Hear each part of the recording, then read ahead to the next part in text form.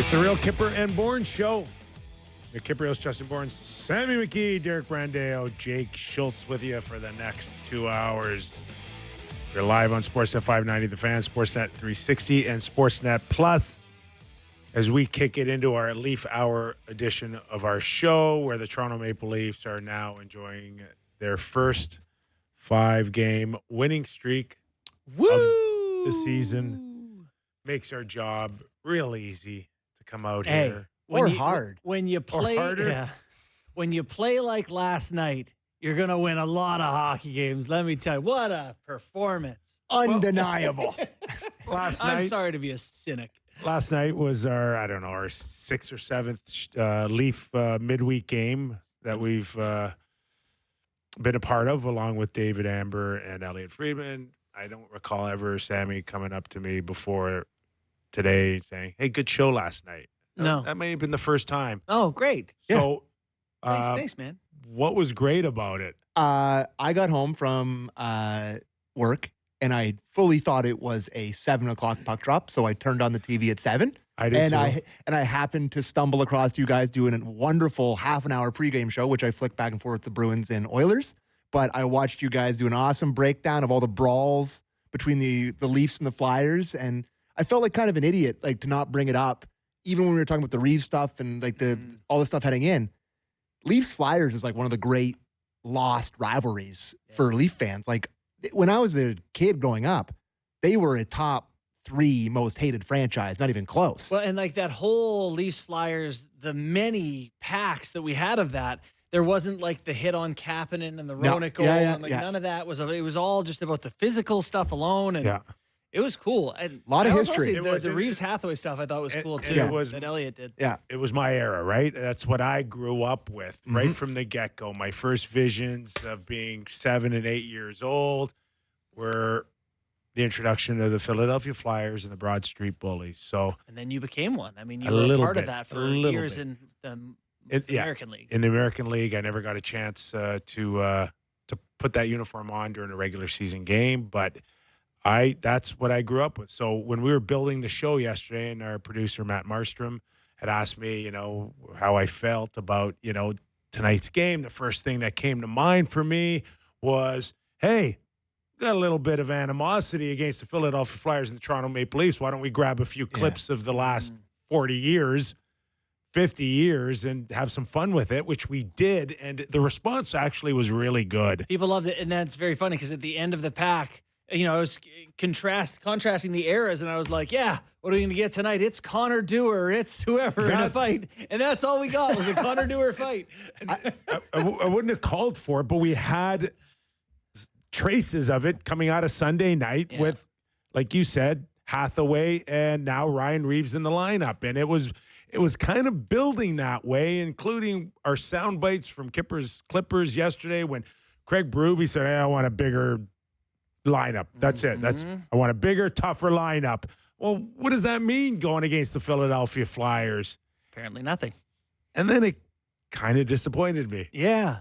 I have to say that the one with Ty, with Sandy McCarthy and Berube and the 4 guys chasing him down the ice. Well, that's incredibly comical. Ty was having to pick one, and then he ended up, I think, going at him a little bit both. And then I don't know who it was because Mike Johnson was on the ice at the time. Young Damon Lankow didn't realize that he was out there.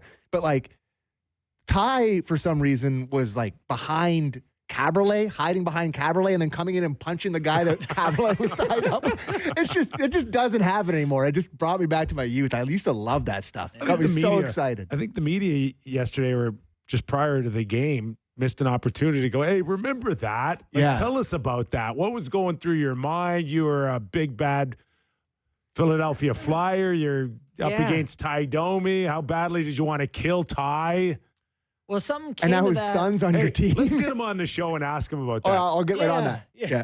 Is he dodging us? I don't know. We actually had him on when he first got the job and not since. Did we? Yeah, he came on I remember that. in his first week after signing the contract. Yeah, outside of that, I haven't heard a whole lot from him. But yeah. It's the plan. It sure is. It sure is. My next Toronto Star article, I'll butter him up for us. All right. Oh, yeah. Okay? Absolutely. Work on Love it. And we'll get him on. No, it just those stuff. It was great watching that. It just brought me back. And like the guy falling into the penalty box. Watch the lawsuit, Ty. Like one of the all-time great. Harry Neal though wants him to get lips in. Like he's rooting for it, just openly rooting for it. I think Ty and that guy who fell into the penalty box are like decent buddies now. I think. Oh yeah. Oh, they made up. I think. Yeah, but there was it was a big thing after that. I remember it being huge. like a really big story for quite some time. But it was great. He's spraying the water bottle. Hockey used to rock, man. Okay, so last night. Yeah, so last night I kind of built it up a little bit for Ryan Reaves, and to the point where I just assumed something was going to happen between the two of them. At what point I said didn't have to be in the first 5 minutes, didn't have to be in the first period, but apparently it didn't have to be in the first period, the second period, or the third period. And Berube seemed to want it to happen. He got Reaves out there for 3 shifts in the first 6-7 minutes, and 2 of them against Hathaway. Kind of gave him his opportunities, if nothing else. So, I'm not upset that he didn't fight him, but like there was no conversation, like no talking on the bench, no, I'm coming for you. Like he just kind of played the game and went home, which is really surprising given who he is, what his role is. He hadn't been playing much. You think this is his chance to be like, I'll remind everyone what I'm here for. Could I ask you this question, Kyper? Because last night on Leafs Talk, we did it right after the game, and you're heated after watching the game and having it not happen. Like, I think it's pretty bad he didn't fight him in that game. And you can say that he tried to engage him off a couple faceoffs and there was conversation between the two of them. But what I said, and I'll ask you, is I think there comes a point where this guy fights your best defenseman, takes him out. I mean, it's not his fault that he falls in the ice, but the results are the result. You kind of have to leave him no choice. That's what I said, and I don't know if that's right or wrong. At a certain point throughout the hockey game, I agree with you. The closer it got to the halfway mark, towards the end of the period, towards the end of the third period, there had to have been something to say.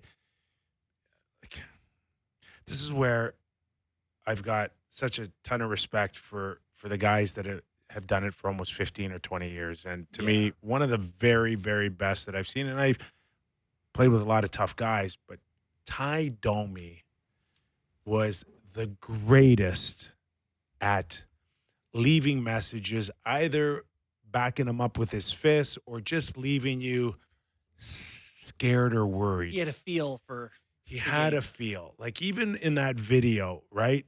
Yeah. That we watched with Felix Potvin and Ron Hextall fighting, Yeah. okay?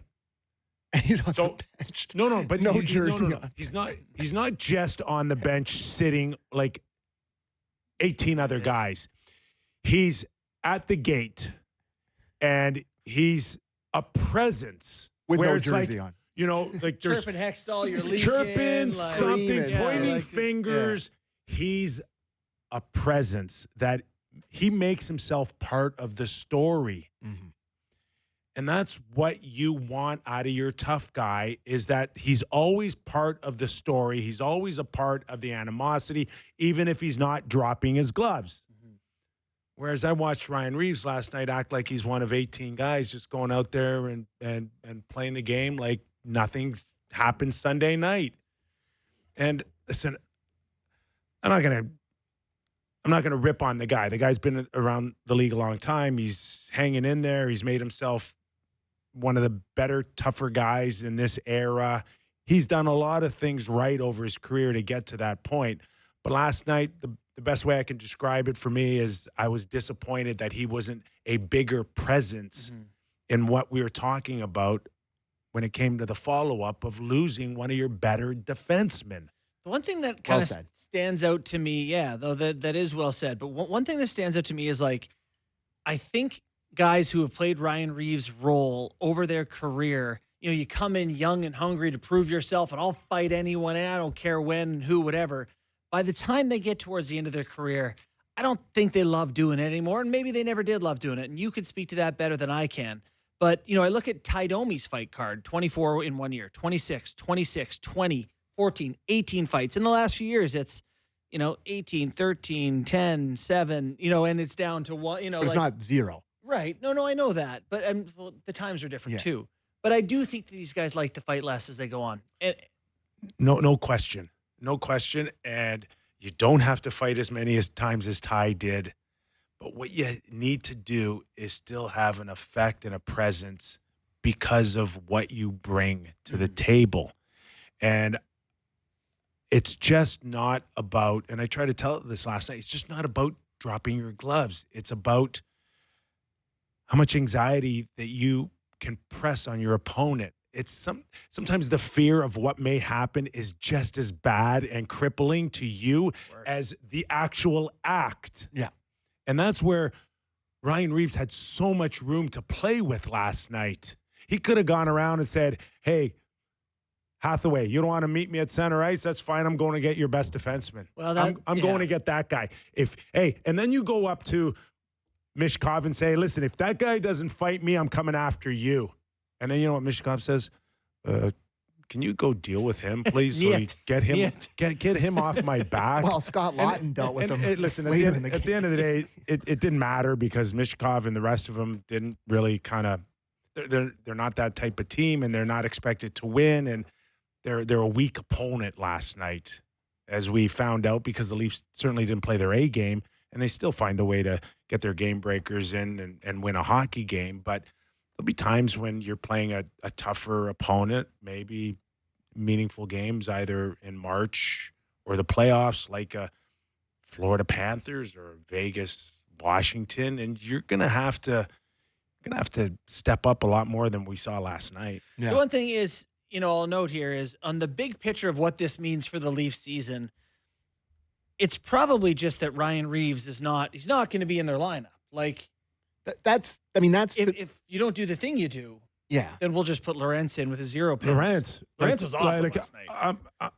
Nick Robertson. Nick, like if Ryan was going to be that quiet and you weren't going to be a presence, put Nick Robertson back in. Sure. And it's not like I think Ryan Reaves is a bad player. He's fine. But like you're right. Like Robertson has at least this other element, and so that maybe changes some of their decision making. I thought like that's just the part that kind of frustrated me because we've talked about their fourth line that they've put together here with Dewar, who had a good night last night.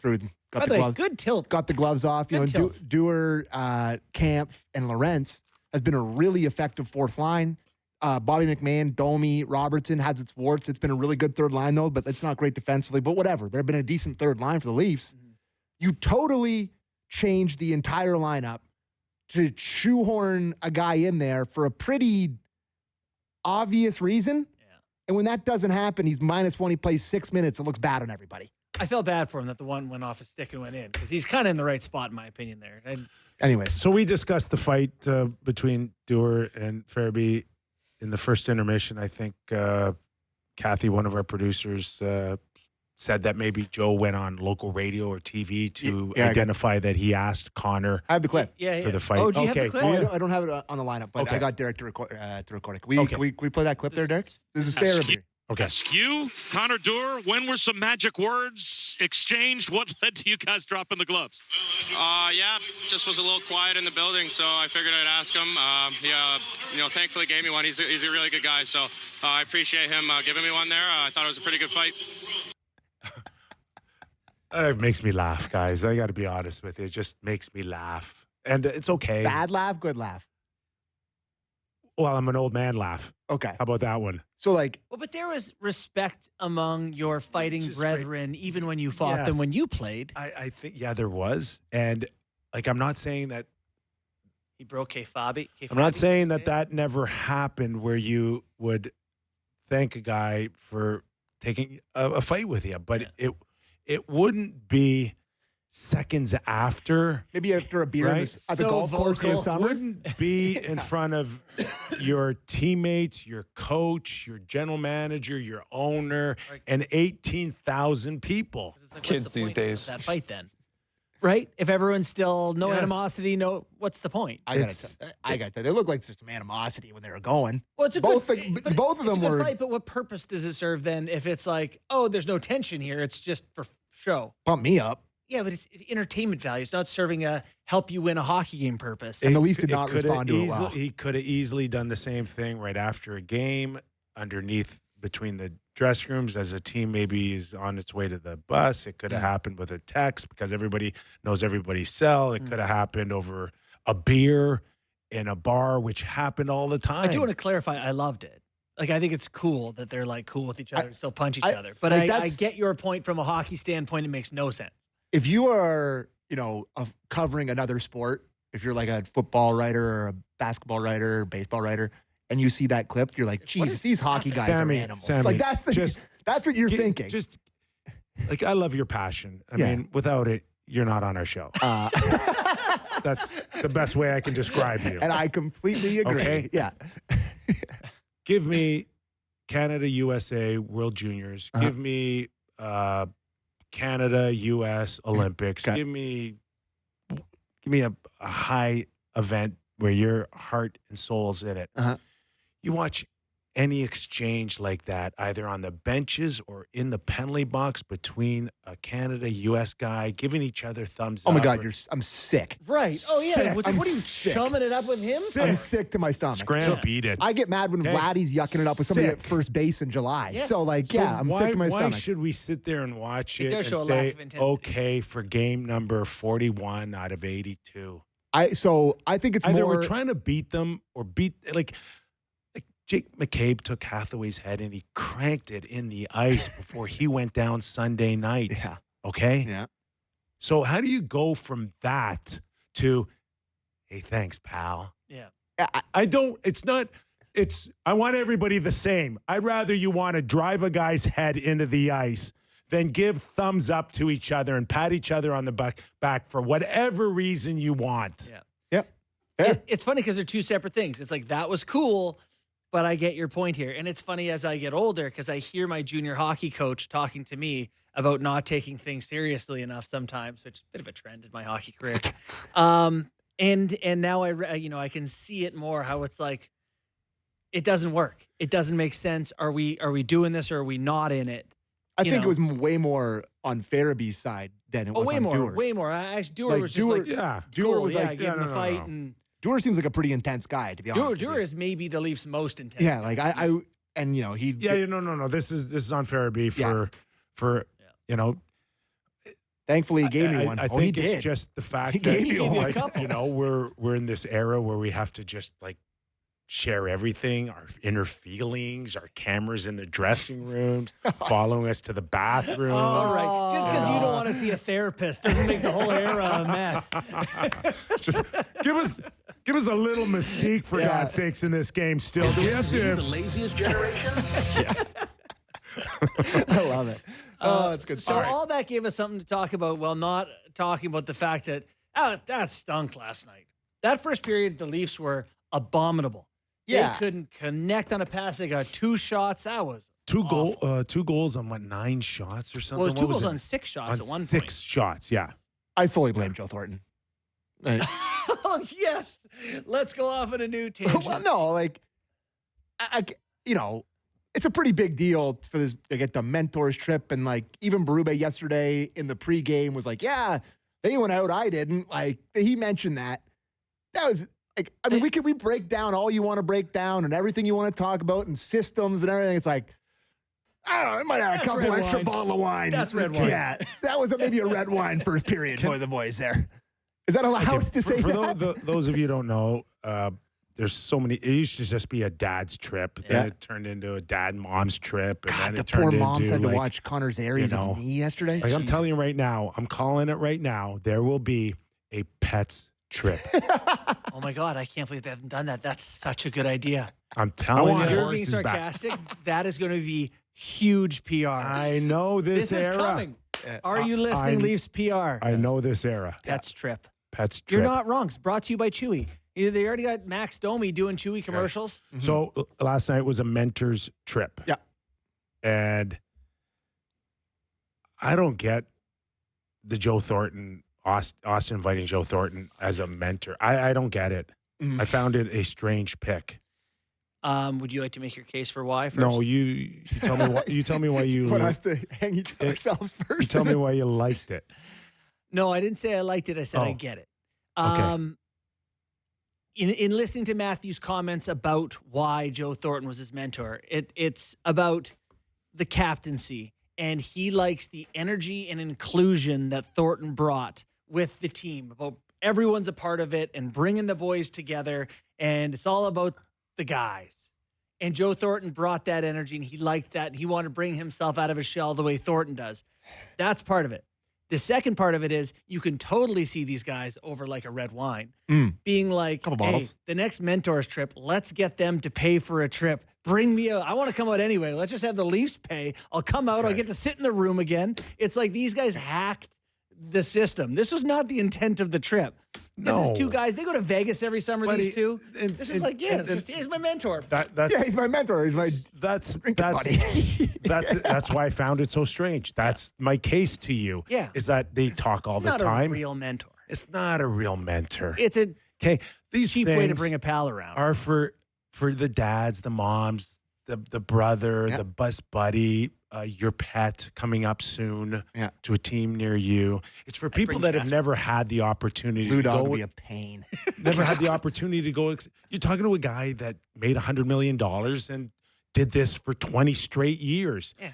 Like Gilmore was there and Wendell was there. If you want Joe there so badly, just invite Joe with Wendell and to hang out with Wendell and Doug. You don't. Yeah. You didn't need him to be a mentor. He probably doesn't have a mentor. Not everyone has a mentor. And he's like, oh, we get to bring someone? It's like, what you doing, Joe? Like he's already taught him how to photo bomb. Kippy, would you come on my naked mentor's an trip? Instagram picture. Would you come on my mentor's trip, Kippy? What's left? He's blowing me over. Come What's on. that? What? Would you come on my mentor's trip? My mentor? Oh, God. Kip would take a Sammy. free trip anywhere. Who are you kidding? Where are you taking me, Sammy? Fishing? No, zigzags. The Joe Thornton thing is complicated here because came at the end of his career, wasn't particularly great. Superstar who never won anything. You didn't want that from Matthews? And there's the famous clip that we've talked about for 4 years on this show where Sheldon Keefe is having the meeting and it's on the Amazon or whatever one of those ones they did where it was the Leafs. And they're having this meeting about some of the stuff that's been wrong with them and like what's they got to work on and all this stuff. And then Thornton's just like, wow, we're in first place. Right? And I remember being like, oh, God. I gotta say, I shouldn't say Joe Thornton's never won anything because he's won a ton of playoff series. Yes, listen, he's a Which has never won the Stanley Cup. gold. He's a legend. Right? He's a legendary hockey player. Yeah. But I'm not sure for like Leaf fan, I'm not the only Leaf fan that feels this way. A perception of a player has changed in less time than him. He kind of holds that weird. They blew that series lead to Montreal. He was on the team. A lot of Leaf fans kind of feel that way. You wanted it to be Mark Messier. Someone like a captain who's won again. I will elbow you in the larynx. I was like, what's like, Joe Sakic out there, but he's running a team. Or like, what's like, it's just. A great captain who's had, got over the hump. God love Jumbo Joe, but there's just a complicated relationship. So there, I said it. So now I will be your mentor. Thanks, buddy. Well, it sounds like you've already been his mentor, judging by some of these opinions. Rude. All right. You want to go to a Kypreos We haven't Clipper? even got to the overview of the game. We didn't even the get first one one. Kypreos Clipper. We're already 24 minutes in. How about the overview of the game from Craig Brewy? That's no good. No, it's no good? It's no good. Play the one in the first period because it talks about the power play. Okay. So do the one in the first period. Clip 2. I thought we were going early. I thought we were playing the right way and just missing the net. And the power play, I thought, set us back. The 2 power plays we had were not good. Obviously, it got good, but which is good for it's good they recovered. But I think the power play kind of hurt our momentum in the first period too. So is that why you led to the PP1 change there? Yeah, just change it up and see if we can get a spark going, and it worked. We gave mid-season report cards last night on our telecast. Mm-hmm. I think all of us were like in the C's. Like if we broke it down into power play penalty killing, you'd be around a B, I guess, for a penalty killing. Yeah. But the power play is if Mitch Marner doesn't have the puck and making plays, I'm not sure if anyone else is capable. You don't pass. Well, Thank you. Only, and I've said that for a long time. But even with Mitch Marner having it, the only thing they create typically is off broken plays where Mitch or someone sees a seam and makes it off a breakdown, right? They're talented and they take advantage of a breakdown. Like I've said this a million times, but the list of things that Tampa Bay wanted to do on their power play last year was okay, it was a one-timer to Stamkos. B was a one-timer to Kucherov. 3 was a one-timer from Hedman. 4 was a one-timer into Point. 5 was a tip in front with Cirelli. Yeah, bump. Into the, you had this list of here is their check down list. It's for me, all right, the Leafs power play. What's option 1? Okay, Matthews hasn't shot a one-timer into the net this season on the power play, so that's not it. Mitch makes a play. Kind of lands on Tavares' stick in the sweet spot and he pokes it in, or Willie hammers one once in a while. It's probably a Tavares net jam. Yeah, that's like the go-to play. Yeah. But on the flip side of it, their penalty kill has been so good, right? It's just, I don't know. Maybe it'll just suck all year and they get hot at the start of the playoffs. That'd be nice. I kind of hope it's just the inverse of every other year. That'd be good. Yeah. But anyways. But it has sucked every spring. Yeah. Yeah. And it's actually been pretty good during regular seasons. Mm-hmm. So, I mean, are you just hoping? It's a hope and a prayer that it reverses this year. What's the expression? Hope is not a plan? It's not a plan. I don't like the chances unless something changes, and I think the only thing left is personnel. But Kyper, they've done that. They've gone 5 forwards. They broke it up. They've done all Rekman Larson at the top. They've done this guy at the top. They've done they've tried all the. I want to blame the coach. I want to blame everything as much as possible. But at some point, it's just a mix of guys. It's always they've had. It lacks chemistry. It does. It's tough though, guys, because you said, oh, it's been good in the regular season, but it hasn't been good in playoffs. Well, the regular season's a lot of hockey, and they've been the best, top 3 power play in the league for over a 5-year span. They've been excellent on the power play. And in the playoffs, they had the year they finally won a playoff round. They were really good. They were over 20% that year. Every other year. What a concept. I know.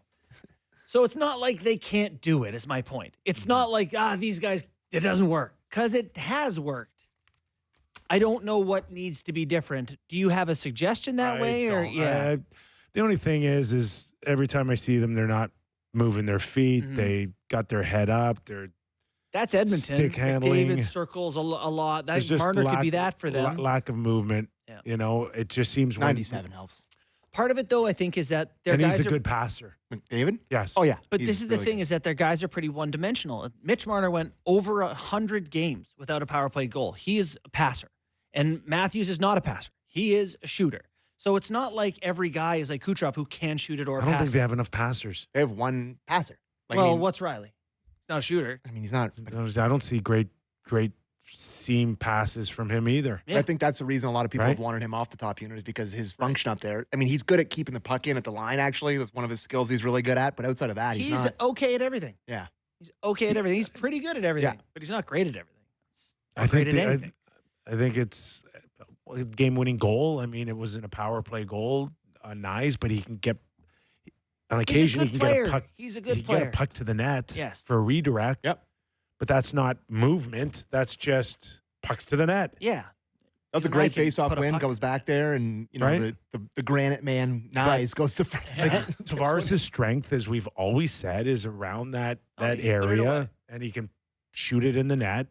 But he's not a passer. He's not a great disher. To me, it's not the one thing, because you could put Max Domi out there. He's a passer, but he's like Marner. It's like he's not going to. They're one-dimensional. It's like there's not this other element that everyone kind of knows what those guys are going to do on a 2-on-1 or on any sort of rush. So I don't know. I don't know what the answer is, but that's on them to figure out, because the talent is there, and it might have to be a unit that's more orchestrated with more options. Bobby McMahon may need to be a part of it because he can pass or shoot.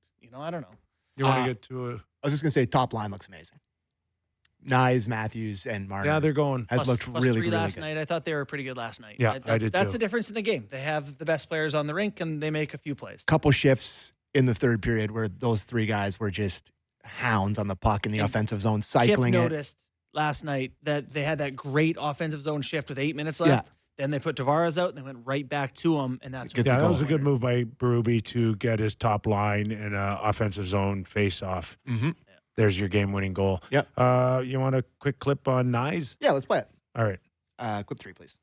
Very fearless, goes hard to the net, skates hard. He's hard to handle. That's the way I look at it. Like, he challenges D-men with his speed and his skill. and he's heavy. You know, he gets in there and it's hard to handle. I think that's a perfect way to put it. Yeah. He goes to the front of the net and he's got a great stick and guys can't move him. Yeah, They're you're really strong as you want. That guy's there, and you're like, ugh. like, I don't think he's a really good transition player, but like once he gets in the offensive zone, he's really, really effective. Yeah, He he's had had a good puck touches.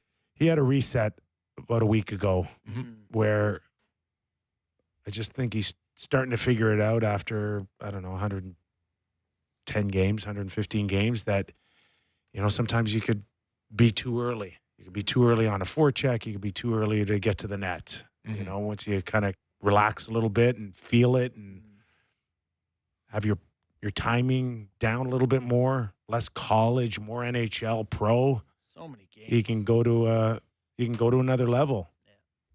So it's very positive right now where his game is at. Joseph Woll, another good one. Another reason they win, right? If it's Matt Murray or who, not that I shouldn't pick on Murray. If it's not Woll, I don't know if they win last night. How many times have you said that? How many times have we said that? So many. He just looks really solid. He gives one up and he's right back. He doesn't look like he's shaken by it. In his last five Battles. starts, he's 5-0-0, 10 goals against, a .934 save percentage. Like those battles in the crease, like he holds his ground and 17, 7, and 2 when being outshot this season. 17 wins leads the NHL. Yeah, that's a heck of a stat. yeah, they have a really good record in 1-goal games too. These things are all goaltending connected. It's also almost comical how anti-Keefe it is. The way they play. Like the way they're winning. Yeah. Like it's the reverse. Get outplayed, get outshot. Goalie plays great. Get a couple cheeky ones. Every night is a reverse of what I watched for 5 seasons with the Leafs. Yeah. Where it's like they'd outplay, outshoot, fire the puck on net 100 times, and then the other team would come down and shoot 2 in the net, opportunistic, and then it would be over. Yeah, last night the expected goals were 1.78 for Toronto, 3.82 for Philly. Wow. So there you go. Steal 2 points on the road. Yeah. Listen, I don't look and critique a win too hard, and they're getting their points, right? But 6 points cleared of Florida now in the Atlantic for first place. The but is that you play 82 games, and there's really only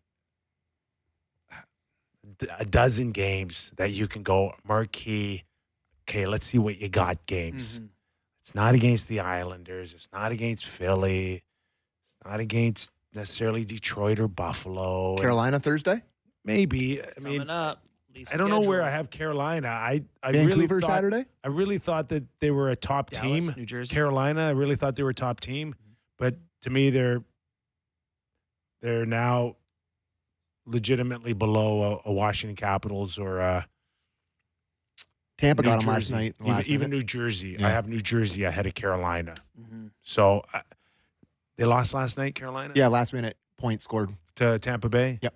But they should be a better challenge. Mm-hmm. We should – listen, if the Leafs play like they did against Philadelphia, they lose tomorrow night. Mm-hmm. Tough schedule coming up for the Leafs, as Sam was alluding to. It's Carolina, Vancouver, Dallas, New Jersey.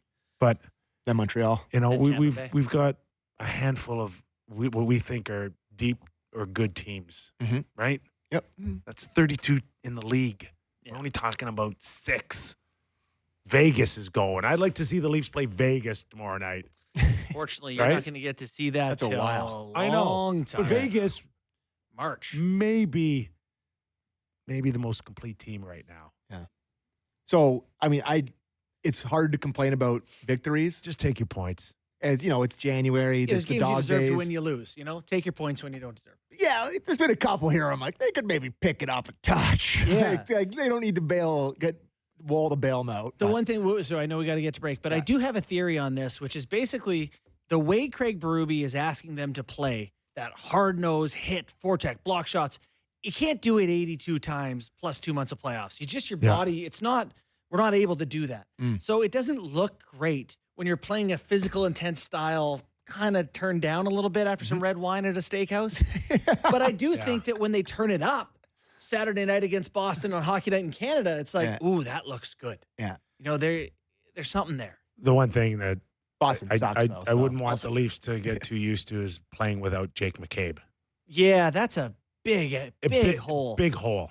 And it's really concerning because the second bonk to the head that he's had in less than a month, and it's just like then it becomes easier to get him, and it's scary. But the word I think we had heard was that maybe better than they had thought initially. We'll see, but so I threw out a mailbag thing for Wednesdays. We got a mailbag. So we're gonna do this every Wednesday, I think, where we just get for the back half of the Leafs hour after whatever we talk about in the start. We're gonna get a bunch of people texting in and telling us what they want us to say. Old Ben Watzek went in the mailbag the other night. And I got a million questions that we don't have. We've spent way too long yelling about Reaves and Dewar and all that. We're addicted to screen time. Yeah, but we got lots, so let's go. All right. Okay, Sammy, we got your mailbag when we return to Real Kyper and Bourne. Hey, Kypreos, Justin Bourne, Sammy McKee. It's the Leaf Hour edition. What do you got for us? I was going to call it the Maple Leafs Midweek Mailbag. That's a mouthful. Because it's the alliteration, MMM. Right, so I did that sound. Very good. Segment. So I even put it out on TikTok too. I'm really trying to grow the hashtag brand. I like that. It's good. And you got a good response. Yeah, I got lots of stuff. Sammy used TikTok. He could to use a stalk Tic Tac, by the way. His Zigzags team. That was just too many. I put out a TikTok asking for beer league players, and I have now enough to field a regular team and an AHL team. So we're good to go. All right. This is from Skippy on TikTok. How much is the Nyes contract going to cost after the Hattie? Skippy. Love it, Skippy. Well, it didn't get cheaper. They should have signed him when he was playing like crap. Yeah. 17-game pointless drought. Here's your money. Yesterday's price is not today's price. Here's the problem: is when you go through Skids still at his age, you're like, you start questioning: Is he ever going to be good? How good is he going to be really? Yeah. Right. Yes. And I had those thoughts. That's the trick. That's the dilemma here. And Leafs aren't. I mean, I know there's general managers and presidents with a ton of experience, but it's like a crystal ball to them too, looking into it, trying to figure it out. How good are you? What is a good price? 7 million, 5 million? I think, part of the concern is you look at like a contract like Matty Beniers gets, and you're like, maybe they were too soon on that, or I know you don't love Owen Power at times, but maybe Samuelson on that team, like, some of these long-term deals you give guys, and then you're like, oh, they're not who we thought they were going to be. So there's that concern. I am a Nyes believer. I'm a Nyes believer, and I think you could do long-term. I would do it as soon as you can.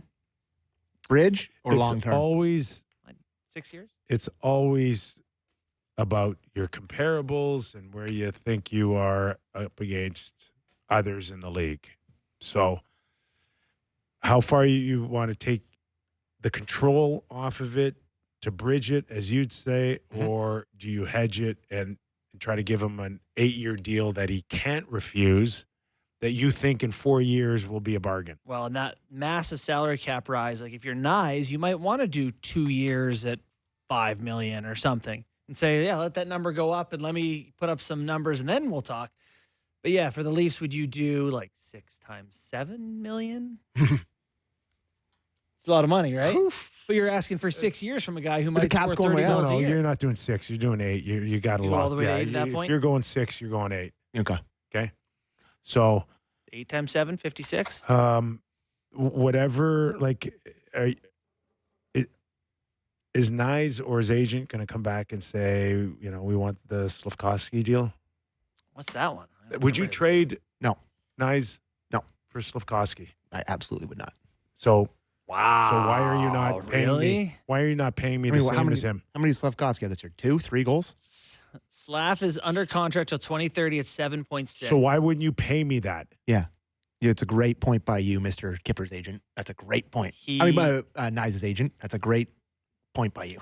The Slafkovsky thing's tough. He had 20 last year for 50 points. How many do you have this year? He only has 4 this year. Okay. Yeah. Well, which guy do you think he is? Do you think he's going to be an 8-goal scorer or more than that? Like maybe a solid 15-goal scorer. He should be able to score 50, 60 points every year and be a power guy. I would say at a minimum. I would hope. How old is he No, now? I'm talking about Slafkovsky, right? I am too. Okay. 6'3", 230. So on How a old is career he? year, could 20? he hit? He's 20. At a career year, could he shoot it in the net 30 times? Yes. 35 times? Absolutely. On a bad year, 25? So that's Nyes-like, That's expectation very nice. wise. Like, But, do we not think that Slafkovsky's ceiling's higher? Anyway, we're quibbling over a stupid thing. Are they in the same ballpark? They are. Yeah. Ballpark. Okay. Maybe a little less than that. $500,000. Yeah. 250,000. 7.1 times 8. Done. So now that we're on the Nyes conversation, I got this tweet today in my McKee's mailbag, which Jacob told me to call it McKee's mailbag. That's way better. For sure. Yeah.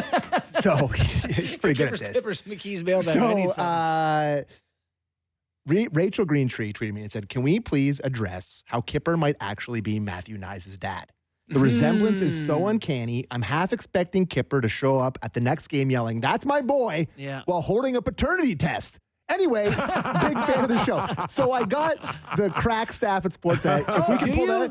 Look at that. Oh, my good gracious. Wow. The same person. By the way, Kyper, you're a hunk, bud. Like, holy, weapon of mass destruction. But Yeah, that's starting to scare me a little bit. that is uncanny. Anyways, Yeah. I had to bring it up. Look at that. That jersey's beautiful, by the way, that Whalers. I trade my past for his future, I think. On an even up trade, just That's a very funny line. give me June 14th, 1994. I gotta hold that one. Yeah. Next one here is from Grins Above on Twitter. All right, boys, please settle a Twitter debate for me. Is David Kampf a Stanley Cup caliber fourth line center? I say yes. Absolutely. I think you can win with him as a fourth line guy. I mean, who's your... And it's not cheap. No. Let's make clear that it's not cheap, but is he irreplaceable? I think there's somebody out there that you could probably find cheaper, but it's too hard by now. I'd like to go through the Stanley Cup rosters of the recent champions, who their fourth line center was over the years. It's usually, it's not no one special, but it's not a huge name. This is a tight salary cap era. I wish you'd be a little more physical, though, a little bit more. Yeah. That's all. That's one thing missing for me a little bit from him. But the thing that But if always he was jumps more out to physical, me, he'd be a $5 million player or a $3 million player. Yeah, good point. the thing that always jumps out to me is when Gudas on the Panthers just eviscerated him and then he was never the same. Yes. Remember That's that? one of the harder hits. He's just never recovered from that. That was mean. This is from That was mean. Michael Burin on Twitter. Can we finally start the Berube for Jack Adams narrative now? Sure. Wow. Absolutely. you Come can. on. How is he? He will not be in the conversation. Like, take a look, boys. They're knocking on the door of a President's Trophy. They're right up there. What are they? 4 points behind Vegas? 6? Yeah, they're in the conversation. Right. Yeah, they're So- 3 points behind Vegas. 3 points behind Vegas. Yeah. It'll be hard to kind of wrestle it away from Carberry in Washington. Again, Scott Arneal. what Expectations but are what funny. plays into it is that still Winnipeg and still the Toronto Maple Leafs had a certain expectation. Yeah, it's fair. We had nothing out of Washington this year. Zippo. By that metric, though, the Columbus Blue Jackets making playoffs would be like for Dean Evison, like, holy smokes. I thought they might finish near the bottom. Yeah, and that's a real strong case for him too. John because- Hines and Minnie. They're third or fourth in the league. Yep. And I don't think the expectations were there for them. Yeah, But I think those are legit names right now. at the end of the year, if you're doing because they always do the 3 finalists, right? Mm-hmm. I think it'd be totally fine for Craig Berube to be one of the finalists. Yeah, and let's see how the second half goes. It's very possible for them to get hot and boost his case a little bit. I do think that Washington's going to come back a little bit, just a little bit. This is from Elliot Coates, and this is McKee's mailbag. So this is from Elliot Coates on Twitter. Can we just get some more Sammy talk on how the Bruins suck and they're totally washed? Nothing feeds my soul so thoroughly. I feel like I've been beating that drum pretty good. God, I don't know. You guys were doing the Leafs game last night. I was flicking back and forth. Yeah. The Oilers worked them last night. Like, that was as comprehensive a beatdown as I've seen in a long time. I don't think they're going to make it. I don't either. I think there's too many good teams in the East. Like, teams that are not good, but, like, better than that can just kind of jump over them. There are 4 teams in the NHL with a worse goal differential. 4 teams total. They're the 5th worst goal differential team at minus 24. Typically, when you get to playoffs in a season, you sort the standings. The teams that are green are in. Teams that are red are out. They're very out. The guy that's going to take a lot of heat this year is going to be Jeremy Swayman too. Yeah, fortunately for him, and it's a package deal because I think it was the whole thing was botched from day one. Yeah. Right? Like you cannot hold them out, and then finally say, okay, we'll give you 8.25. That was the number all along he wanted. It's crazy how important training camp is for these guys. Like, I just can't remember a time where someone parachutes in, and is awesome. Like they seem to. Sammy said Willie was really good when he sat out till December. Oh my god! Oh my god! Awful. Oh, was he awful? Oh, but that was that was so. Was he awful? That was so bad. It's bad. It had me to your thinking point- 6.9 for Willie was way too much. Yeah. Was that what he signed for? 6.9? 6.9. Yeah. But to your point, it's like with the risk of missing camp, if they wanted to pay him 7.5, they're like, maybe we just give him the number he wants so he doesn't suck and he can be a part of this. Like, I guess that's the mismanagement part, eh? Don Sweeney definitely takes some. He'll wear that Yeah. one. This is from, you know what? If they do miss the playoffs, I think it's gonna cost somebody something. Oh, yeah. and we haven't done a trade one in the mailbag. There's been about 100 of them. So this is from Marshall Auerbach. Who is the most realistic acquisition target for the Leafs as the third line center? You like Scott Laughton, eh? I do like Scott Laughton, except, God, that collision between him and Mitchkov last night was violent. And oftentimes the ones where you run into your own guy are the most fun. You don't see it coming. Like That was the Large Hadron Collider, just going the opposite directions. and full Mitchkov's speed. face immediately Yeah. busting up a little bit. But he kissed his helmet on the bench, and that was kind of adorable. Yeah, they're back. Yeah. They're fine. Yeah, I like need Laughton. I need a bigger upgrade. Okay. I do. Brock Nelson? Yeah, Brock Nelson. That's your guy. Yeah, that's my guy. Barney? Or you can go out and try to get Kadri. Yeah, it's tough, Sam, because there's not anyone like you want a really good player here, Yeah. and I think worry I about think they need a really good player. like Nelson he's not been awesome here. No, So I but- worry a little bit about. but he's that. big. Oh yeah. He's big and he's a legit top 6 guy. This one, we don't have much time. So maybe we'll do this one in the national hour because it's more of a We national don't hour. have no time. It's from Trevor Powell on Twitter. And can we get a mid-season Champions League update? Who's in your guys' Champion League? I have 13 teams in mind, top 12 in the standings, and Tampa. Everyone else is mid or really stinks. So we got 2 minutes, but it'd be an interesting conversation to maybe stretch out more. But there really is a huge line between people who could actually win and people who actually can't. Like I guess that's the case in most leagues, Yeah. but it really feels pronounced in this year's.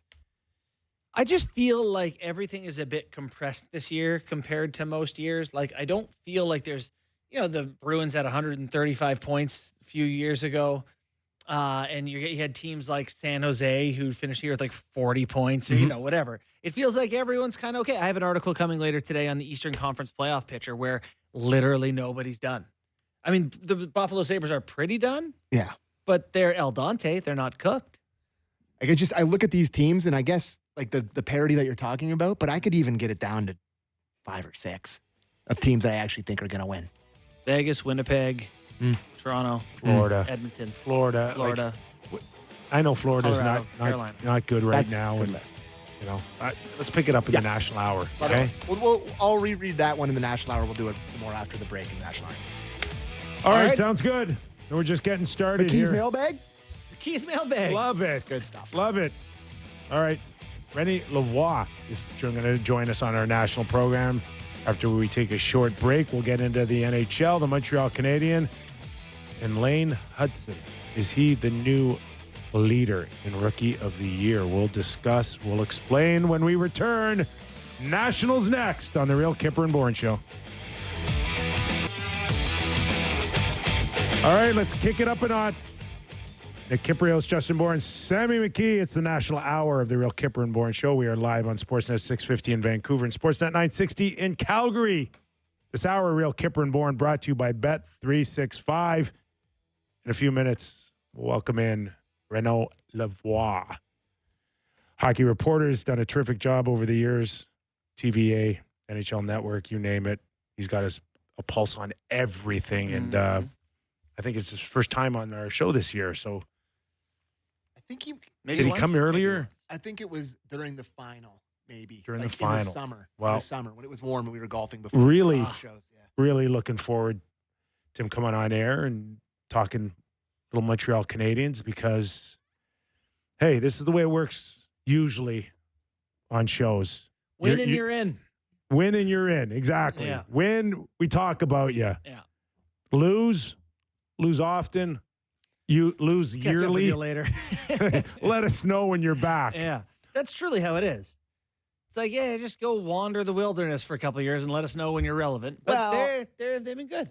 They've been good. 8 out of 10, if I'm not mistaken. I think you got it wrong when we talk about we'll pick at the scab of a bad team. No, but Or a we'll team that's pick at like- the scab of a good team playing bad. Vancouver, we've been We picking at love scab. when a good team Oh, plays yeah. bad. Yeah, we've been picking at a few scabs in Vancouver Listen, all year. 3 weeks ago, like we were leaving this organization like for dead. Yeah, Okay, it was ugly. really bad. Like Marty St. Louis doesn't know what he's talking about. These guys are too small. They're not that good. No leadership. Who's the nucleus? 20-year-old rookie on the blue line is Yeah. going to be what? Any good? Dude's got 30 points already. Yeah. But his season's turned into like a historic one. His numbers are as good as any first-year defenseman in the history of the game. Yeah, there's, You know, there's a world where he's like Quinn Hughes. He's just like Quinn Hughes. There's a world where he's Erik Karlsson, Yeah, he's really good. which means a couple of things.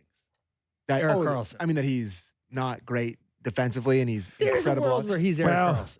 He's the type of guy that the 100 points win a Norris Trophy. That's dumb great. fans like he should be playing wing. Right. He's that That's type right, of guy. yeah. Yeah. But he's just super, super talented and exciting that he's doing the damage he is at this age. But yeah, like, I don't know. I look at their lineup, Kip. They added Laine, who, Banged up, I think. yeah, he's a little banged up right now. But power play specialist, not been great at 5-on-5. But kind of since he's been there, the team has come around a little bit. They made the trade to bring in Carrier from Nashville. That's helped a little bit. Dobish has been added. All of a sudden, it's going well. They've beat the last 5 Stanley Cup champions in the past few weeks. Are they just one of like 6 teams now fighting for one spot? They are. Good, but good. Yeah, I've got an article that's coming up here pretty soon, handicapping everyone's odds in the East. But the point is that no one is out. Buffalo's the most out, but they're not out. They're 7 points out right now. But, God, Canadiens, the Blue Jackets, Penguins, Islanders, Rangers, all these teams are 2, 3, 4 points out. Yeah. Could be anyone. Yeah.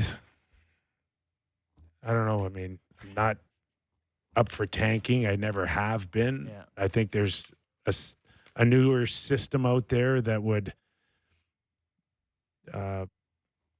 make teams not Yeah. wanna, Don't incentivize teams exactly. to stink.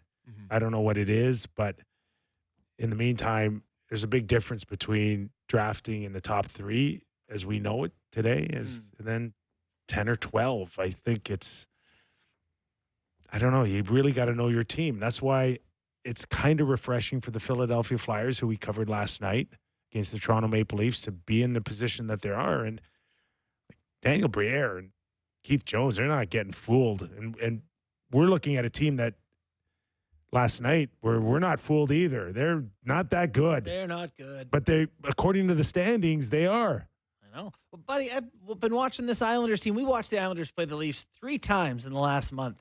And did you come away from it at any point being like, pretty good team, that Islanders team? No. You did not. No. They're 4 points out. No. They're right there knocking on the door. You mentioned quickly. You 4-game mentioned winning streak. You're good. they haven't committed to a lot of guys long term in Philly, but one of the guys they did commit long term to, that Travis Konechny, going to be playing for Team Canada. What a hockey player. Really looking forward to rooting for him. He's noticeable. Pops. All right, you heard me pump his tires up a little earlier here. Renaud Lavoie, let's welcome you into the Real Kyper and Bourne Show. How are you, buddy? I'm good. Thanks for having me. It's been a while. Huh? Too long, my friend. Wait. You're too good to be away from our show too long. Well, thanks for having me again. It's always fun to be with you guys. So 8 out of 10 wins for the Montreal Canadiens. The Rangers going for a big dump. They invited a lot of people back into the Eastern Conference. So are Montreal Canadian fans going today, every time I think I'm out, they pull me back in? Yeah, great line. And it's been a while, though, for the Montreal Canadiens fans to be at this period of, the season in the mix or in the playoffs, however you want to call it, or whenever you want to call it, however I should say. It doesn't matter right now. It's been like since 2019. That the Canadiens were not a quote unquote playoff team or close to be one. Yes, obviously the team was in the Stanley Cup final during the COVID year, but let's not necessarily go back to that Canadian division to see where the Canadiens were. They were in a good spot, but it's totally different than right now. So people here are really happy, especially the players are really playing with tons of confidence right now. The fans are having a blast to beat the Stanley Cup champions. If you look at the Panthers, the Lightning, the Golden Knights, and the Avalanche on the same trip, it's quite amazing. Yeah, that's a pretty rare feat, I would think. So to what do you attribute this turnaround of their success? There's a couple of things here. First of all, it's about what Martin St. Louis did. I believe if you go back earlier in April, early April, after a loss against the Capitals, we were in Washington, and he just backskate, his group for 30 minutes, and it wasn't easy. And I know that Martin, in his mind, he said that it was time to send a message, and he believe, I think, that this will be the start of something new, a turnaround. Obviously, there were a couple of games versus the Golden Knights at home and the Pittsburgh Penguins in December where the team didn't play the way it was supposed to. But that being said, to be honest with you, I think that since then the team is playing better defensively. The other thing, obviously, you have Patrik Laine now playing with the Montreal Canadiens, and that trade, Alexandre Carrier for Justin Barron, it doesn't look like much, but you have a guy right now, the blue line, who's a veteran, a guy who knows the game, a really good teammate. And I believe that this trade changed a lot of things for the Montreal Canadiens too. You're watching and listening to Renaud Lavoie from TVA Sports. We're talking Montreal Canadiens. Lane Hutson with 3 points the other night. Very seldom do we see a 20-year-old come in like this. What have you seen, particularly his last maybe 10, 15 games compared to what you saw earlier in the season? How is this guy taking it to another level right now? Well, to be honest with you, it's quite simple. That kid is a sponge, and he's learning really quickly. And I may go back to some games at the rookie camp. The Maple Leafs were in town, and the first game that he played defensively, there was some issues. He was pinching at the wrong time, and he made some. I don't want to use the term bad decision, but it wasn't easy for him defensively. But they work with him, they help him, and he's a really quick learner. And one thing that I really enjoy watching him is, you look at Quinn Hughes, he looks a little bit like him, obviously. Both lefties, kind of the same size. But the videos that they're showing him are more about Cale Makar, not what Cale Makar is as a defenseman, because he's a bigger defenseman. He's a righty too, but it's more about when Cale Makar is making some strong offensive decision with the puck in obviously in the offensive zone.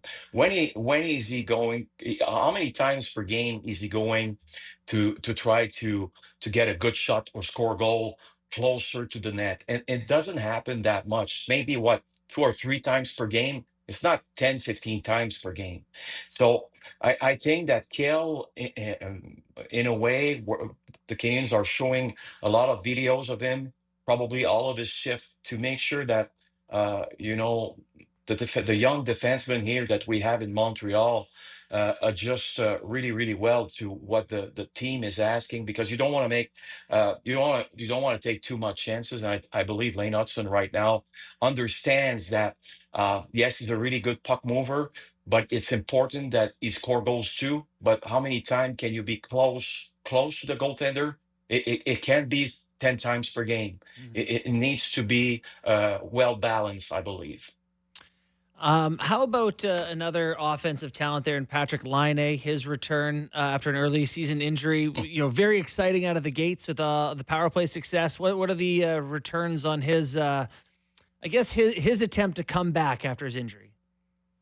You know what? This is a great story.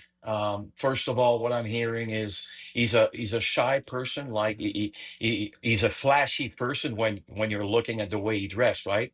But in the dressing room, around his teammates, he's not a rah-rah type of person. He likes to crack jokes here and there, but he's a really good teammate. And he's coming to the rink with a big smile every day. He's trying to make to have an impact, and you should see, the love relationship between the Montreal Canadiens fans and him. It's unbelievable. When he arrived here, he was obviously injured for game one. They gave him a standing ovation, a few minutes before that game against the Toronto Maple Leafs. And since he came back earlier in December, it's been a blast to see him play. He wants to win. He wants to help his team, this team, and he wants to make sure that the fans are going back home happy. And I think that he didn't play last weekend because of a flu bug. He skated today. So probably he's going to be back at some point during the weekend.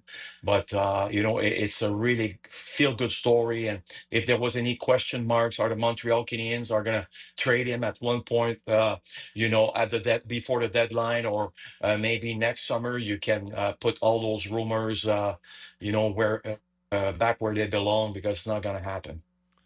As far as the goaltending is concerned, Renaud, Caden Primo goes on waivers, and it's kind of looking a little bleak in net. And then along comes Jacob Dobich, 2-0, small sample size, but where's the ceiling on this guy?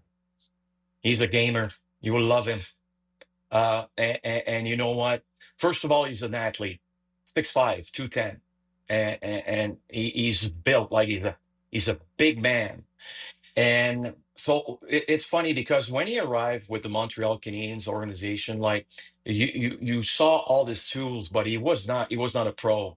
And when you were looking at rookie camps and stuff like that, you were like, oh, is he going to be an HLer one day? But they work with him. They teach him how to be a pro, and he's a fast learner. I remember last year, before Christmas, probably I should say, somewhere in December, he became a pro in the AHL, and going to Laval to see him play, and the rest of the Rocket, he was really impressive. He was winning games actually by himself. But as you know, there's a big difference between being a good goalie in the AHL and a good goalie in the NHL. But he's passive aggressive. He knows how to help his team. He's a big body, and he's quicker than people, I think the opponents expect. So he really helped this team to beat the Panthers and the Avalanche the other night in Colorado. It was an impressive game for him again. So it's a feel-good story. It's another really good story. And his ceiling, you know what? Can he battle for first spot sometime in the NHL with the Montreal Canadiens? Probably. My answer to that question is yes. And he's a good guy, likes to smile. But I think he's learning how to be a pro, and we're going to talk about him a lot. I believe not only in Montreal but around the NHL. So there's so many individuals to get to on this team, but I do want to ask sort of a bigger picture about them, because they are 1 point out of a playoff spot with a game in hand. What do you think they're going to do at the deadline? Like, could they play well enough to where the Canadiens are buyers? Well, you know what? Today, Kent Hughes, the Montreal Canadiens GM, had a presser in Brossard, and he obviously was asked about what's coming in 2 months. Are you going to be a buyer or a seller? And he said the plan's not going to change right now because yes, people are happy here, but at one point a month and a half or a month ago, the Sabres were in the playoffs, and now they're last in the conference, at least in the division. So, I mean, you're looking at it and you're like, it changed quickly. The Red Wings did a coaching change, and suddenly they're a good team. So I think they're careful, to be honest with you. But let's put it this way: they're 2 points or 3 points back at the deadline, or they're in the playoffs at the deadline. Yes, they're buyers in my mind. There's no doubt. They're not going to trade, players that need new contracts. They're going to stick with what they have right now. And who cares if you're not trading David Savard for a fourth-round pick? I mean, is it going to change something at the end of the day? I think you're going to send the wrong message. And the message right now, as of right now, is let's go win games, guys, and let's show the world what we're capable of. Demidov. Every time I look through my phone, I see a pretty good highlight out of the KHL. Is he the most anticipated asset not on the present team right now? And the cell phone didn't fall out of his pants, did it, the other day? No. Wasn't him. I love that guy's excuse. It was like, you know how it is. It's like when you have a cigarette behind your ear. You just forget about it. It's like, no, stop digging. Michel Bergeron told me once that one of his goalie, I don't remember his name, was having a cigarette pack inside his pants. Can you believe it? In the 80s? No, I believe it. It's crazy. Crazy. But yeah, Ivan Demidov obviously is, the asset that everyone wants to see here in Montreal. The Canadiens management, Kent Hughes, Vinny Lecavalier, a couple of other guys were in Russia, in St. Petersburg last month to talk to him, to meet him, and to meet the Ska management. And since then, his ice time is going way up. He's scoring every game, and I think he's learning to be a pro at the same time. So we can't wait to see him here in Montreal. There was a possibility, quote unquote, that he was coming probably at the end of the KHL season. The problem is season is now finishing late in May. So you have to, the Montreal Canadiens needs to be in the third round or in the Stanley Cup final to see him. Probably it's not going to happen, right? So we'll have to wait for next season. But yes, I believe we're going to see a player that's going to change the game in a way for the Montreal Canadiens. Renaud, you are as well connected as anyone out there around the National Hockey League. I'd have to be a complete idiot to not get your thoughts on what you're hearing or what you're seeing around the National Hockey League and your opinion of what's going on in Vancouver. Is there a superstar that has to go, in your opinion? Yeah, I think so. And it's a really sad story in a way, because when internally you have issues like this, it's gonna really hurt. Your dressing room. You know it. You play the game. You've seen stuff like that before, but this bad, I don't know. Between two star players, it's kind of bizarre in a way. JT Miller on Monday here in Montreal was just unbelievable. Yeah, he was. That guy's a gamer, and he played a great game, and probably was the star of that game. They didn't give him to him because the Canadiens won that game, but he played really, really, really well. I believe if you're a team right now and you want to make a push, I think you need to go with JT Miller. You need to call like the Rangers did a few weeks ago. And that's going to be interesting because it's been reported and confirmed that Mika Zibanejad's name was involved. And I believe that Mika probably can be traded before the deadline by the Rangers. This is an asset that's easy to move because he's a centerman. So we'll see what's next. But I don't believe that it's the last time that we're hearing Mika Zibanejad's name in some trade rumors here. Well, that is fascinating stuff. And I did just have one more Canadiens player question because in the Leafs Hour, we had a conversation about what Matthew Knies' contract might look like. And the conversation we had was, is Slavkovsky kind of, where is he compared to Slavkovsky? And we were kind of trying to make sense of where Slav is and his development. Where is he? I know his goal output is not where last season's would have led us to believe he would be. Exactly. We're all expecting for a 20-goal season. And you're going to say 20 goals, that's not much. But anyway, for a young kid, 20 years old, he had some injuries. So I think the expectation was around 50 points, 20 goals. He's the first power play guy. And for any reason, it's not working this year. Only 4 goals so far. So, I think Knies and him are different. One is taller, Slavkovsky than Knies, but Knies probably has got right now a little more tools in his toolbox, or he's using his toolbox better than Slavkovsky. So we'll see. But there's the cap issues in Toronto are different than in Montreal, right? It's a different animal. So I think the Maple Leafs needs to be really responsible here.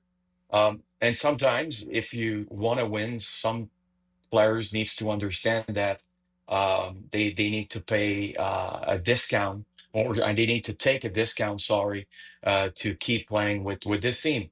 And it's all right. Look at Alexis Lafreniere.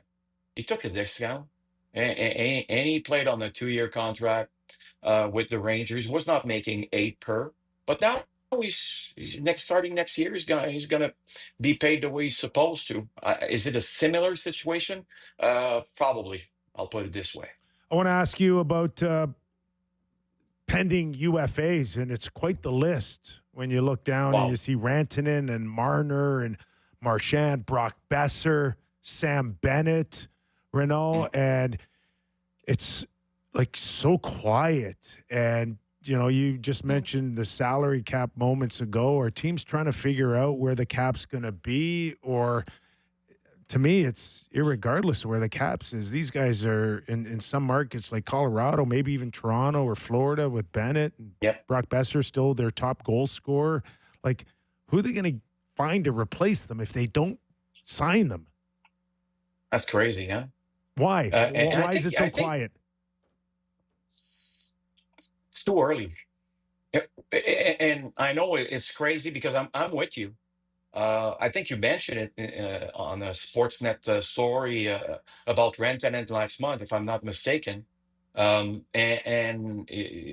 he's a really good hockey player, and the Avalanche don't want to pay him. They don't want to pay him 12, 13, or 14 million next season. So they're probably going to lose him, but they don't want to lose him for free. They want an asset in return.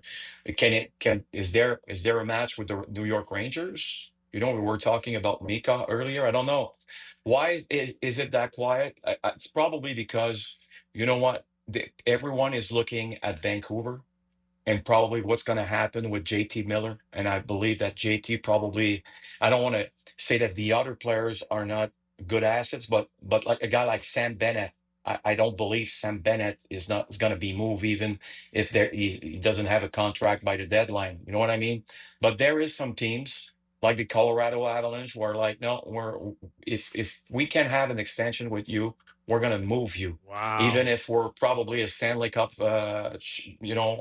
team. So yeah, but they need asset in return too. So we'll see how it's going to turn out. But it's going to be, I believe, closer to the Four Nations face-off.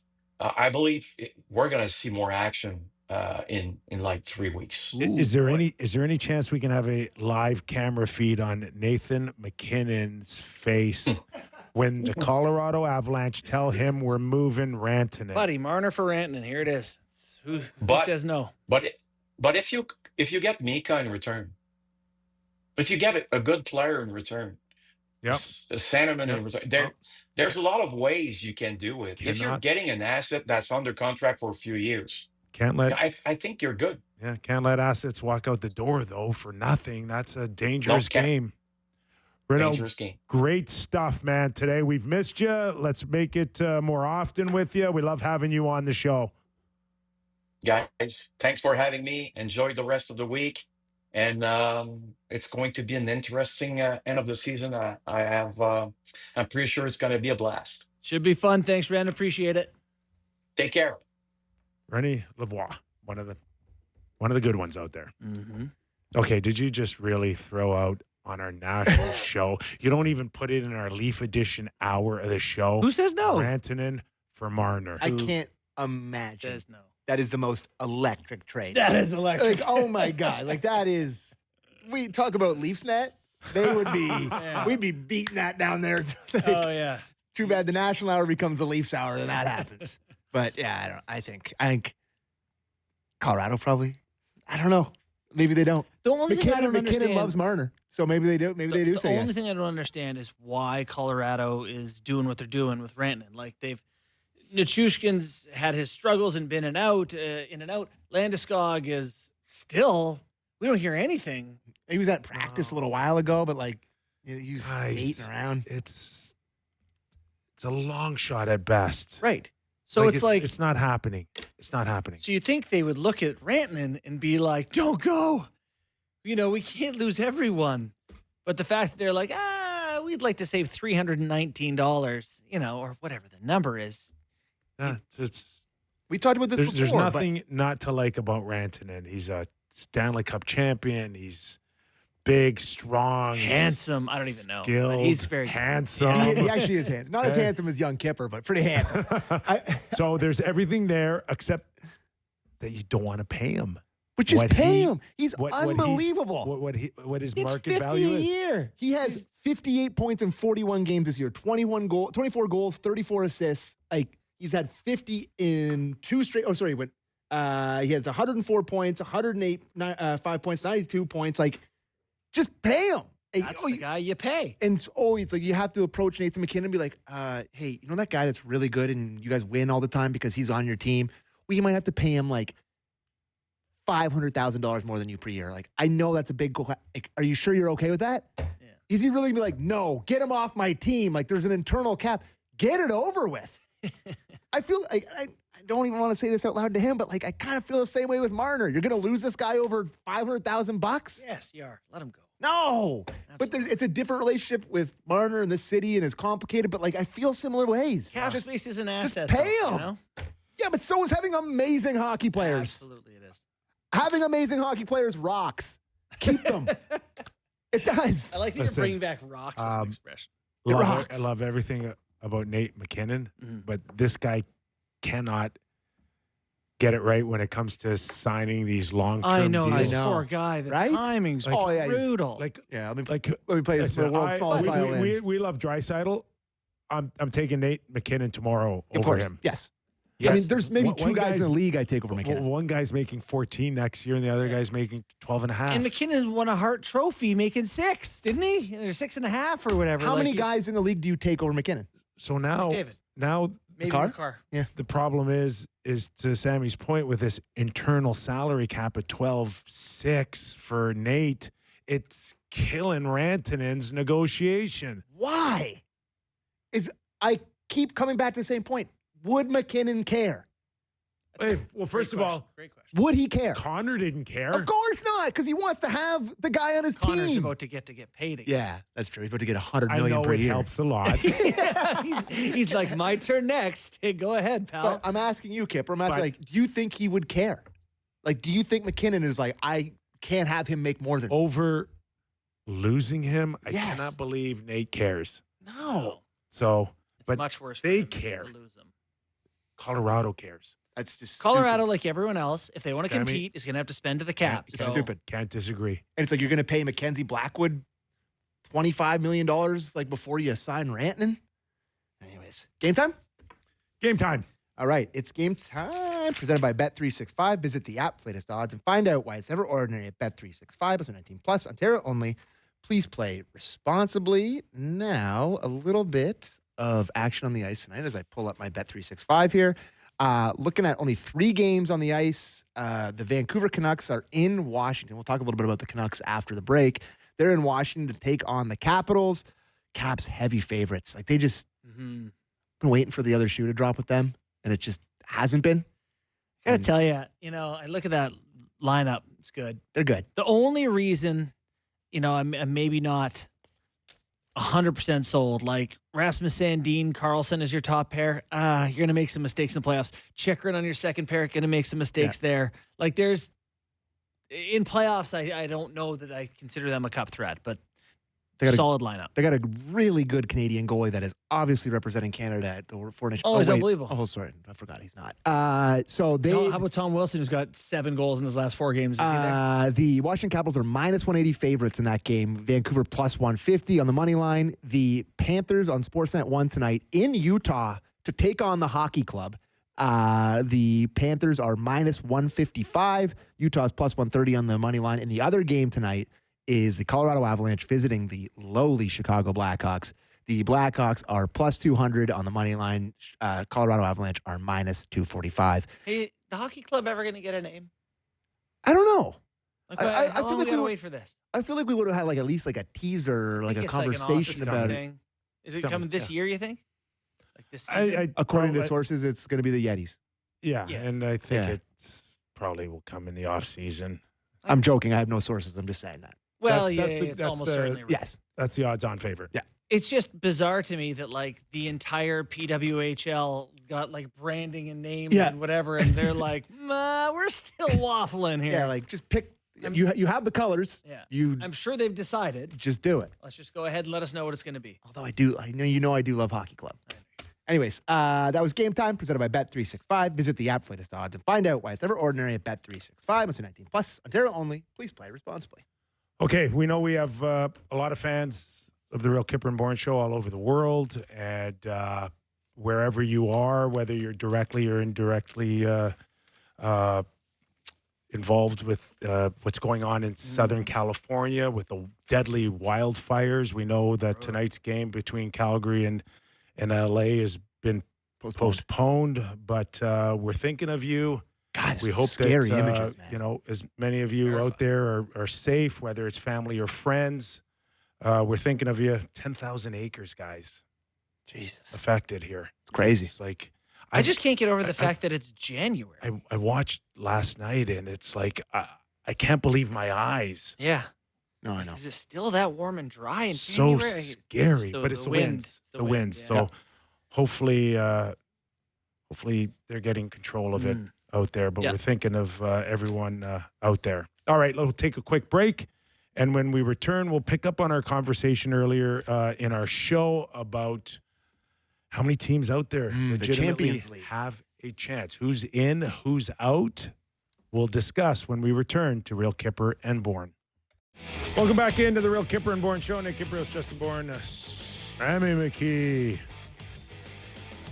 Boston Bruins kind of embarrassed last night as we get into a conversation about who's legit and who's not in the National Hockey League. Can I give my boy Trevor Powell some shout out here? The guy that tweeted this into us? Because can we get a midseason Champions League update? Who's in your guys' Champions League? I have 13 teams in mind, top 12 in the standings, and then Tampa. Everybody else's mid really stinks.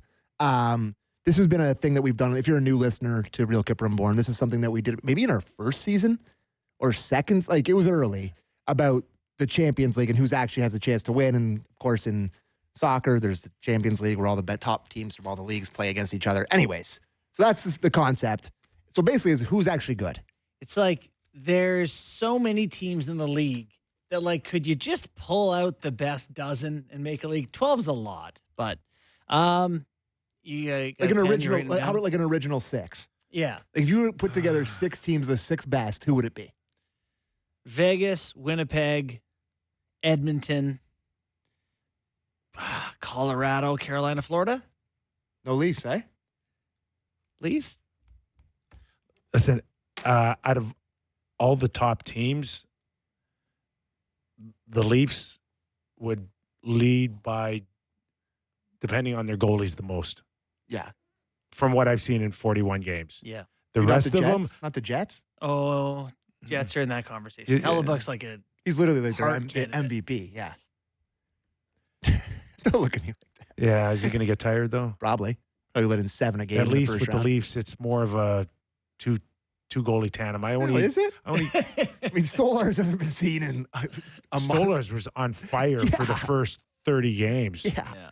Until he disappeared. So okay, I'll give you that. Okay, all right. I mean, I think it's a bigger list than that. So Vegas and Winnipeg, is Washington in? Yes. Yeah. yes, Yep. I got Wash as a top team right now. I'm not putting Minnesota in. They're That's not, fair. They're not winning the cup. no, Agreed. and Dallas hasn't done enough, have they? Dallas is actually, they're struggling. So Dallas No, is not in. Dallas. No, is, Dallas is has made a little bit of a comeback Yeah.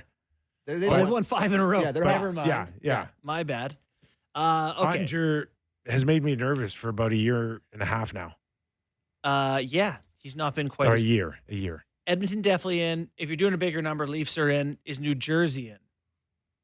Yeah. They're a Champions League team for you? Yep. Here's a real. How many have we got? fringy- 7? I don't know. 8. I'm writing them down right now.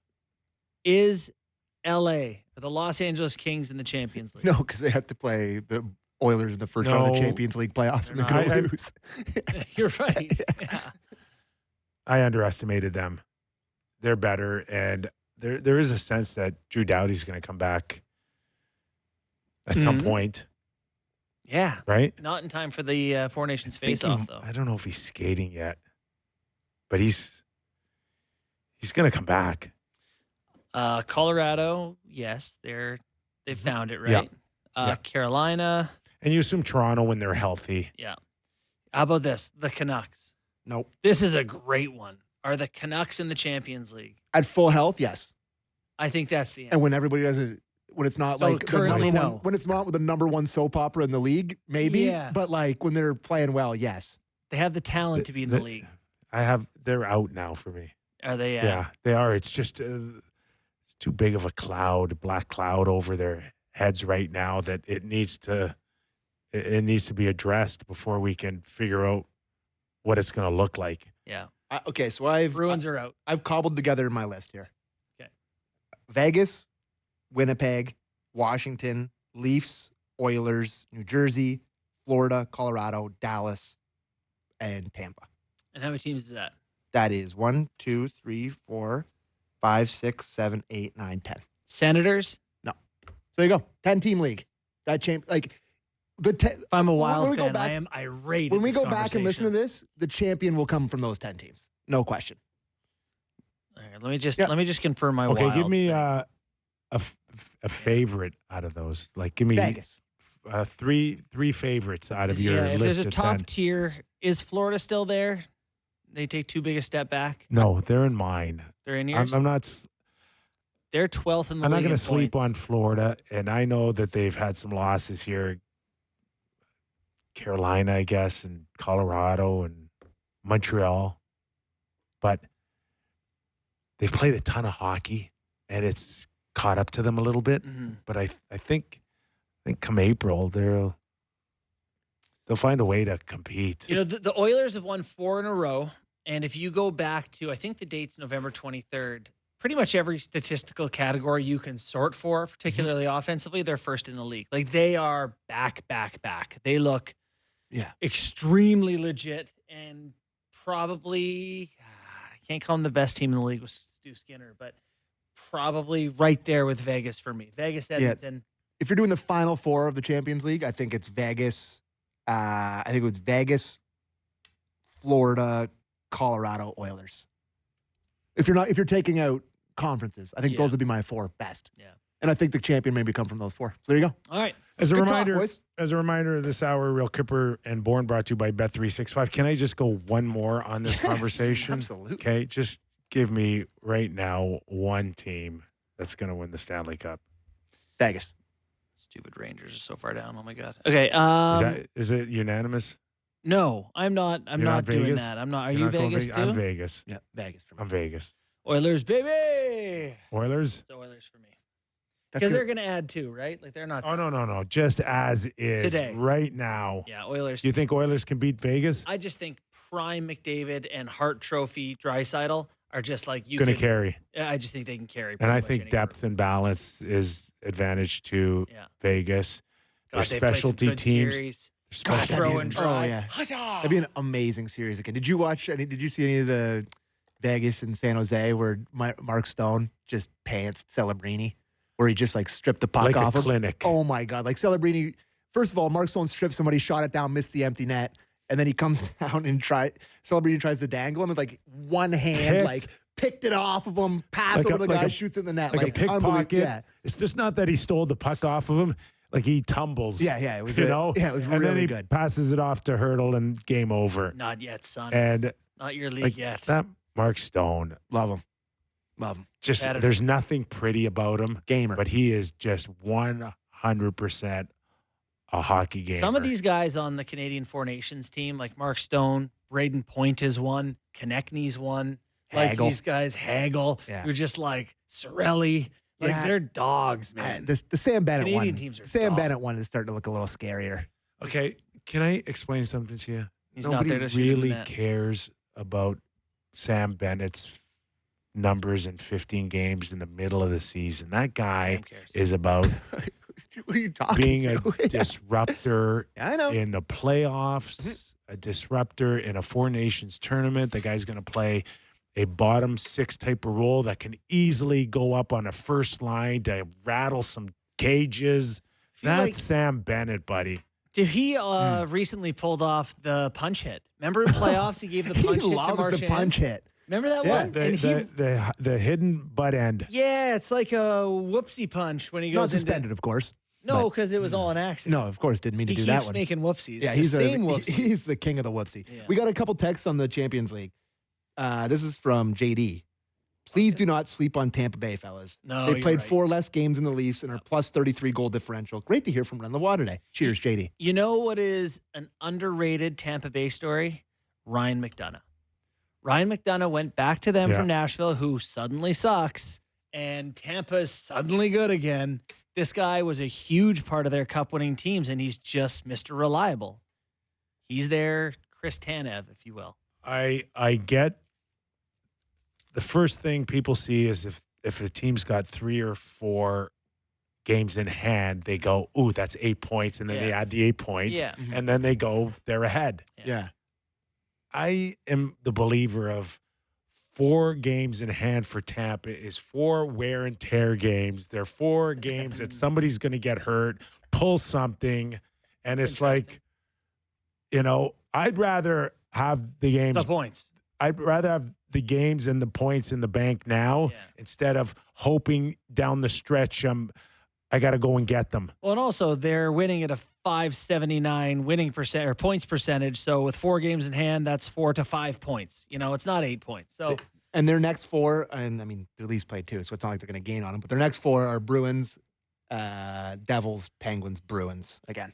Bruins lose to everyone. Yeah, Bruins. I did make a point last night that between Boston and Florida and Tampa Bay, they are weaker teams than they were just a short while ago here. They are. So, I think when Boston drops out, like you finish first in your conference, you're likely to play someone who's happy to be in playoffs. And they've all kind a of team with no pressure versus the team at the top of the standings, the Toronto Maple Leafs, with all the pressure in the world. How will that end? But not that the Leafs Don't have look at history. and their assets have been limited and dried out over the years of trying to win Stanley Cups and competing. And the Leafs have won 2 rounds in 100 years. One round that? since I was in high school. 1 since high school. Yeah. Is that good?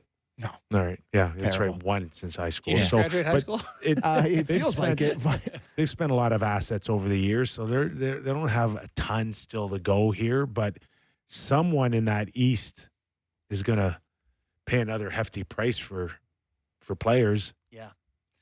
I will say, like the Tampa, the offseason where I was quite hard on them for the Stamkos thing and how cutthroat it was, and they let him go, and then they signed Jake Gensel. It's like might have been the right. It was like totally was the Breezewall, right like play. cutthroat, like big time Bill Belichick energy, where he just made the right decision. And yeah, like Gensel's got 21 goals in 37 games, 40 points, +9, buzzing around every time I watch that game. Yeah. He's such a Tampa player. Yes. I was like, how has this guy not played for Tampa his whole career? He just looks the part. I got him and Kyle Connor, pretty similar guys. Gensel and Connor? Yeah. Connor's just such a unique, like speedy shooting scorer, like pretty one-dimensional. He's turning himself into a $9 or $10 million player. Yeah. He's about to be quite expensive. What's he got, another year on his deal? Or I think so. Yeah. But Connor? He's going to be worth some money. What'd you guys think What do we follow now? Cap wages? That's where I go. Is that the? It looks like old cap friendly. It looks as close as it. So there you go. Can we send Hellison from Anaheim to the moon for that hit on Zari? Do you see his knee? I did, yeah. Oh my God, that looked Are we awful. seeing more of these now, or what? I think it was just the World Juniors. Yeah. So if he doesn't watch the World Juniors, he doesn't make that hit? Is that what you're telling me? No, but it just those were fresh in our mind, so it feels like it's been more. Just to finish off the Kyle Connor thing, he makes 7.1 until 25-26. So next year, yeah. But yeah, Zari, I Any word today? well, the word is that it's so swollen they can't even do the testing they need to look into it, which is not a good sign. They've ruled out a fracture, but everything that ends in CL has not been evaluated yet, which concerns me. Yeah. Philip Hronek. I was just going to say that. I really like his game. He's been really improving for them. God, it's on the mom's trip. Yeah. It's like his mom's in the building. I seen him writhing on the grabbing on his knees. Like, Jesus. I Not snapped fun. my knee. It was just the worst feeling. And he in took the out both his ACL? gloves and the way he's ACL. grabbing at it. Completely ruptured. Ugh. And I could feel the blood rushing Ah. around my knee, Really? swelling up Oh, as I, started crying. yeah. Started crying? No way. Well, a tough man cry. No, you're a brute. You've never cried. Yeah, Hronek. Down to the minors? Well, yeah, he's doing a conditioning stint. But then I saw his agent, who is a rather outspoken one, Alan Walsh, on Twitter, talking about how he's just going down there to practice. Like, they're not actually going to Put him in a game for someone to give him the Connor Zari treatment there. Yeah, he said, how can anyone think Philip Hronek is going to play games in Abbotsford? Why would a club or player even take that kind of risk? The Canucks are on the road, and Phil can practice with the AHL team as part of his rehab and recovery.